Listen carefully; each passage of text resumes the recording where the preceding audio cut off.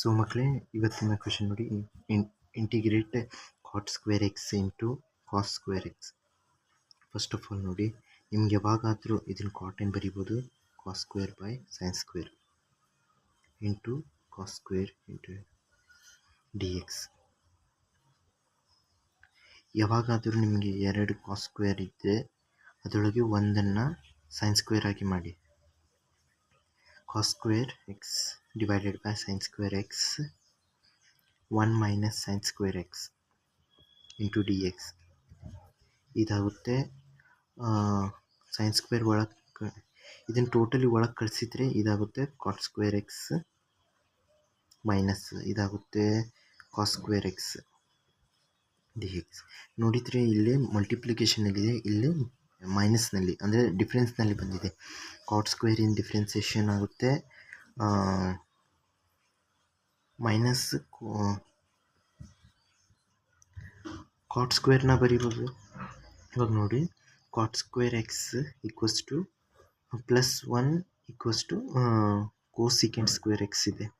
So cot square x equals to cosecant square x -1 ಆಗುತ್ತೆ. So ಇದಾಗುತ್ತೆ integrate. ಇದನ್ನು ಇಲ್ಲಿ ಸಬ್ಸ್ಟಿಟ್ಯೂಟ್ ಮಾಡ್ತಿದ್ದೇನೆ. ಸೊ ಇದಾಗುತ್ತೆ cosecant square x -1 minus cos ಸ್ಕ್ವೇರಿಂದ ಇಂಟಿಗ್ರೇಷನ್ ಮಾಡಿದರೆ ನೋಡಿ ಮಕ್ಕಳೇ ಹೀಗಿದೆ. ಸೊ ಕಾಸ್ ಸ್ಕ್ವೇರ್ನ ಹೇಗೆ ಬರಿಬೋದು ಅಂದರೆ cos 2x equals to 2 cos square x -1. ನೀವೇನಾದರೂ ಇದನ್ನು ಇಂಟಿಗ್ರೇಟ್ ಮಾಡೋಕ್ಕೆ ಹೋದರೆ ಇದರೊಳಗೆ ಹೈಲೈಟ್ ರೂಲ್ ಹಾಕಬೇಕಾಗುತ್ತೆ. ಯಾಕೆಂದರೆ ಹೈಲೈಟ್ ಅಂತ ಹೇಳಿದರೆ ಫಸ್ಟಿಗೆ ನೀವು ಯು ವಿ ರೂಲ್ನಲ್ಲಿ ಇರ್ತದಲ್ಲ, ಯು ವಿ ರೂಲಲ್ಲಿ ಫಸ್ಟಿಗೆ ನೀವು ಎಕ್ಸ್ಪೊನೆನ್ಷಿಯಲ್, ಫಸ್ಟಿಗೆ ಟ್ರಿಗ್ನೋಮೆಟ್ರಿ ಆಮೇಲೆ ಎಕ್ಸ್ಪೊನೆನ್ಷಿಯಲ್ ಅಂತ ಹೇಳಿ u function cos x use ಮಾಡಬೇಕಾಗುತ್ತೆ, v function square function use ಮಾಡಬೇಕಾಗುತ್ತೆ. ಸೊ ಇದೆಲ್ಲ ಬೇಕಾಗಲ್ಲ. ಇದರೊಳಗೆ ನೋಡಿ cos 2x equals to 2 cos square x -1 ಇದೆ. ಸೊ 2 ಕಾಸ್ ಸ್ಕ್ವೇರ್ ಎಕ್ಸ್ ಇದು 1 ಆ ಕಡೆ ಕಳಿಸ್ತಿದ್ದೇನೆ. ಸೊ ಇದಾಗುತ್ತೆ ಕಾಸ್ 2x +1.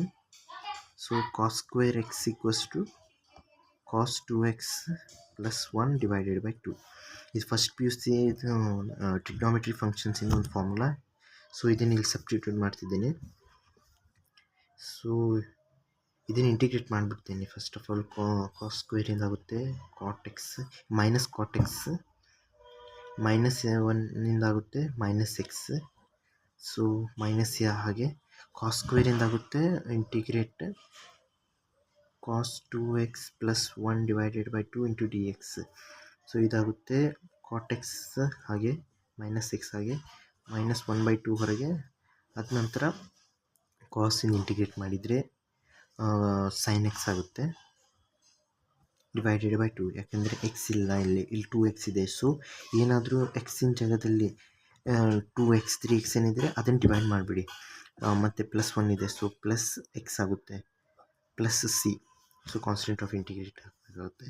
ಸೊ ಇದಾಗುತ್ತೆ minus cot x -x minus sine x sine 2x divided by 4 -x/2. ಯಾಕೆಂದರೆ 2 ಹಾಫ್ ಮಲ್ಟಿಪ್ಲೈ ಮಾಡಿದ್ದೇನೆ +c. ಸೊ ಇದನ್ನು ಇಂಟಿಗ್ರೇಟ್ ಮಾಡಿದ್ದೇನೆ. ಇದನ್ನು ಯಾಕೆ ಕಲಿಸಿದ್ದೇನೆ ಅಂದರೆ ನಿಮಗೇನಾದರೂ ಎಕ್ಸಾಮ್ನಲ್ಲಿ ನಿಮಗೆ ಇಂಥ ಕ್ವೆಶನ್ಸ್ ಡೈರೆಕ್ಟ್ ಕೊಡೋಲ್ಲ, ಕ್ವೆಶನ್ಸ್ ಕೊಟ್ಟಿರಲ್ಲ, ಎಲ್ಲ ಇಂಟಿಗ್ರೇಟ್ ಆದಮೇಲೆ ಲಾಸ್ಟಿಗೆ ಸೆಕೆಂಡ್ ಸ್ಟೆಪ್ನಲ್ಲಿ ನೀವು ಸಿಕ್ಕಾಕೋಬೋದಲ್ಲ, ಅಲ್ಲಿ ನೀವು ಇದನ್ನು ಯೂಸ್ ಮಾಡ್ಬೋದು. ನಿಮಗೆ ಡೈರೆಕ್ಟಾಗಿ ಒಂದು ಫಾರ್ಮುಲಾ ನಾನು ಕೊಡ್ತೇನೆ, ಇದು tan x ಇಂದ sin x ಇಂದೆಲ್ಲ ಇಂಟಿಗ್ರೇಟ್ ಮಾಡೋದೆಲ್ಲ ಅದನ್ನು ಕೊಟ್ಟ ಮೇಲೆ ನೀವೆಲ್ಲ ಕರೆಕ್ಟಾಗಿ ಮಾಡ್ಬೋದು. Thanks for watching. ಲೈಕ್ ಮತ್ತು ಸಬ್ಸ್ಕ್ರೈಬ್ ಮಾಡಿ.